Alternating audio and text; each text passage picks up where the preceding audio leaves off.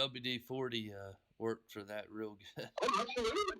I mean, primarily, yes. So we'll go to site 3. Like when it was in operation, or Yeah. Well, I said site 3. I'm going off the Siloworld. The pictures. well, I mean, I would love to, and I need to go and find these. The photograph, that was the true site, the handover, what we call the brick and mortar to the installation and checkout. So the Corps of Engineers, in essence, signs off of when it went then to the contractor based, where of course it is really GDA going to be putting in the missile, all of the finite equipment. Right. And of course, at the time, Atlas Fs were originally designed just for 9 sites apiece. Yeah. Right. Kennedy. But they were going to have more than 6 sites. All right. And President Kennedy, when he came in January of 1961, they changed that. They said, look, instead of having these additional bases, why don't we just increase the size of the squadrons from 9 to 12? Yeah, that makes sense. Yeah. And I mean, you get the same bang for the buck, but it saves you so many more dollars. Okay. So, yeah, okay. Well, make a long story short, the numbering system had already been established. Yeah. Okay. And how you did that by is the Corps. Over the Air Force Base, extended the radials of the compass outward, and wherever the first site hits, from 0 to 359, okay, would be site 1, site 2, site 3, and you just keep going on around, okay?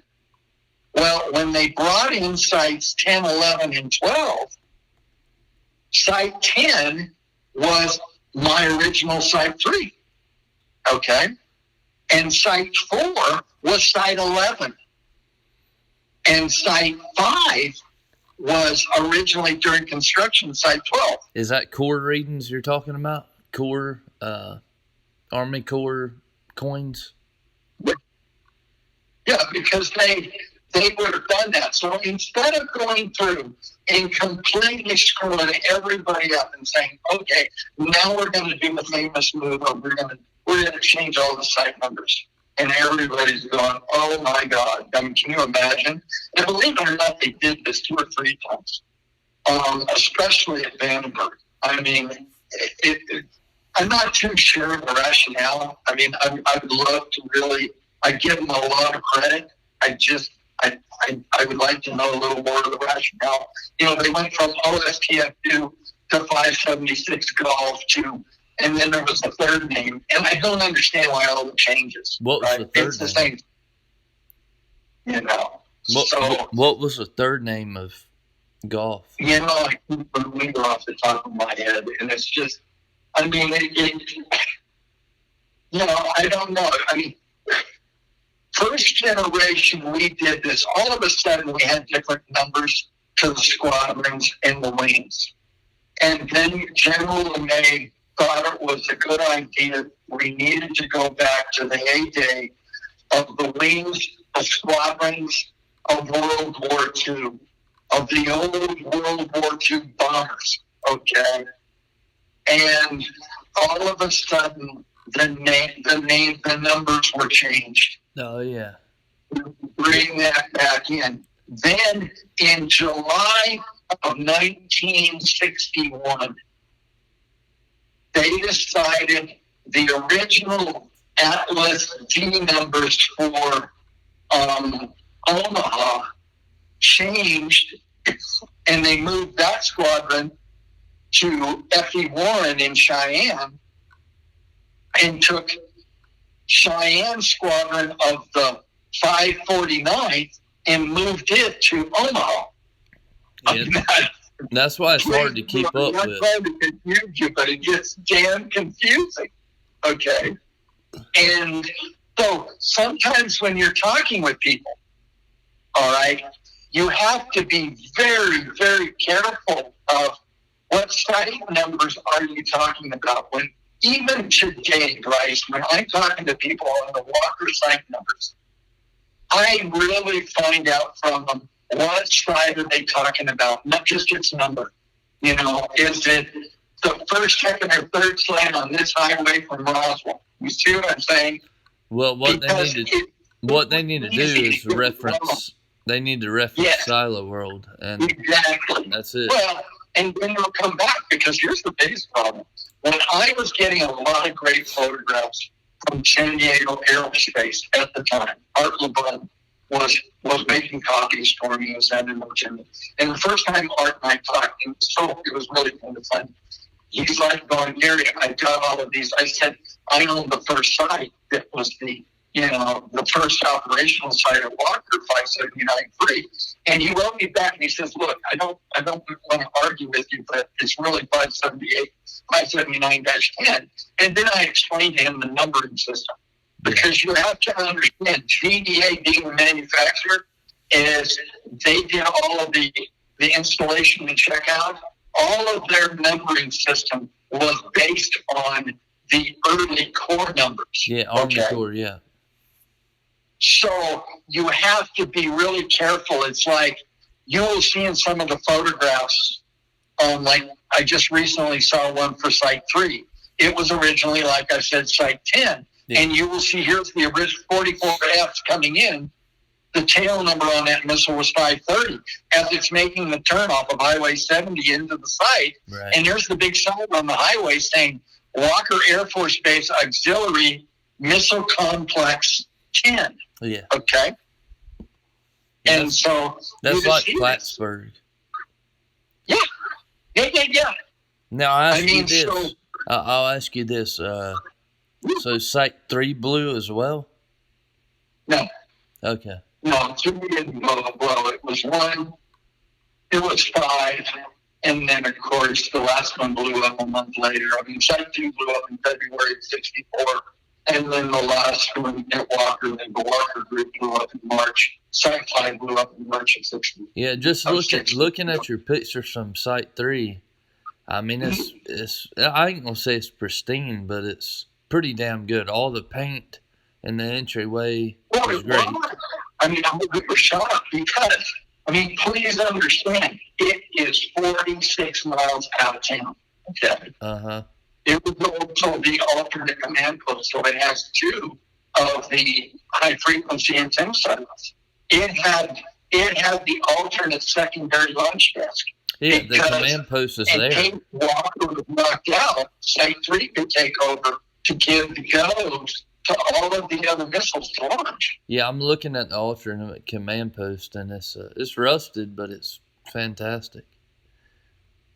I mean, they really did nice. I gave that desk to the museum at Walker, and they really did a nice job, trying to, nobody's got the faceplates, but they came across with one and they printed it in paper to match, and then they taped it in to where it was originally. It's pretty good. I mean, but of course that's, that's really all we have. And I have the much more sold for Site 4. It's at the bottom of the silo here. Well, that's somebody's gonna get that very soon. But how much crib? As far as Site 3, how much crib do you think is in there? I mean, it looks pretty good. Well, it's not bad, but I mean, less than, I'd say maybe 40%. I guess. Site 4's got more. I mean, really, Site 10's the best. I mean, in terms of what we have. But, and see, the lunch desk is at Site 10. It's underneath the lower level floor. I mean, what really kind of shocks me is you got to ask the question, how the hell did they get it to the sun? Oh, yeah. And, I mean, if you go through all of those pictures at town, it's like, oh, my God, how did I? I mean, there's too many unanswered questions. It's just fun, that here's how they, they really did this. And, then Site 11 is Site 4. And so when you read, like, the unit histories, okay, the initial unit histories of the 579 Strategic Missile Squadron, you will see a lot of the first of the complex numbers. which were different than the true site numbers. Because the only sites that were the same, both in construction and in operational, of the Walker sites are sites 1 and 2, and both of those blew up. Okay? So it's kind of interesting. I mean, and then of course that was at all the bases. You would have to go back through. And sometimes it can get so confusing when you're talking with old timers, especially like, let's say you talk to some of the early construction guys. They all know the site by the complex numbers. Okay? Right. And, and then you talk to the operational folks, they know all of the operational numbers. So it really just depends. And then I always go one step further. I ask them to describe where's that site at. The town. Yeah. And if it matches up with what I know, then okay, then I'm trying to, because to me it's too easy to get apples and oranges instead of apples and apples. Oh yeah. So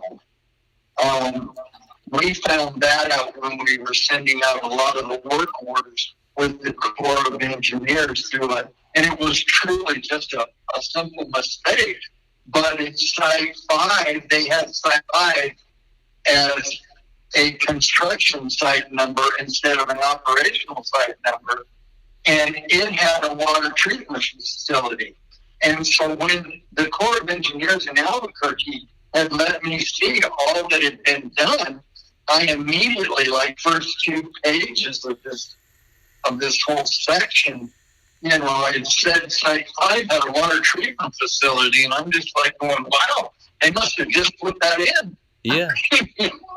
Because of course it doesn't, right? I mean, I know that. It's just different things. I mean, one of the interesting stories I have of Site 5 is Frank Flute. I mean, he's no longer with us. But one of the last reunion parties Frank was here, I was doing the cleanup for the owner that bought Site 5, a gentleman out of Alaska. And this is 20-some years ago. And I was doing the cleanup. And in the original closet, one of the guys, and doggone it, I can't think of his name off the top of my head, he was on the launch crew with Frank. And he used to always kid me about one of his duties was to buff the floor. Okay. Well, make a long story short, Bryce, when I was doing the cleanup on 5, I was in the utility closet and I found the original brushes for buffing. I mean, the buffer wasn't there, but the brushes were. That's awesome. So when we had the reunion, I put the buffing pads in a brown paper bag, right? And I brought him to the party. And I was sitting there with him, and he says, what the hell do you have here? And I said, you're really going to like what I got here, right? And so when he opened it up, and he pulled out, and he saw the original buffing pads, it was so funny from the standpoint of, my God, after all of these years, here they were sitting in the closet, right? Those floors were iconic. I'm sorry? The tile floors were iconic, and they were in Titan 1 as well, and maybe Titan 2, but. Well, I know for sure Titan 1, they just loved, that's one of the reasons when I was redoing the floor, it's like, breathe. I put that color tile in and matched it like that just because I wanted that look. Yeah, I love that. I'm going to go back to a period of time, and yeah, I do too. But when Frank, when the missile blew up, I forget if Frank was the MFT or BMAT, which the MFT was the Missile Facilities Technician. He was the site guy. Or the BMAT, which was the Ballistic Missile Analyst, which was the missile guy, okay?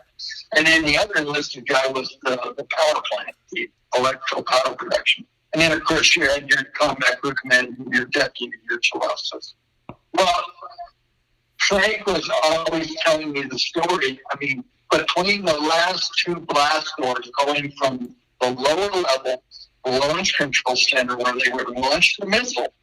I mean, you're right down the long cable. You're right down the utility tunnel to the last two blast doors to the side of them, right? Well, believe it or not, in between those last two blast doors was an open space. In essence, we called it the blast vestibule.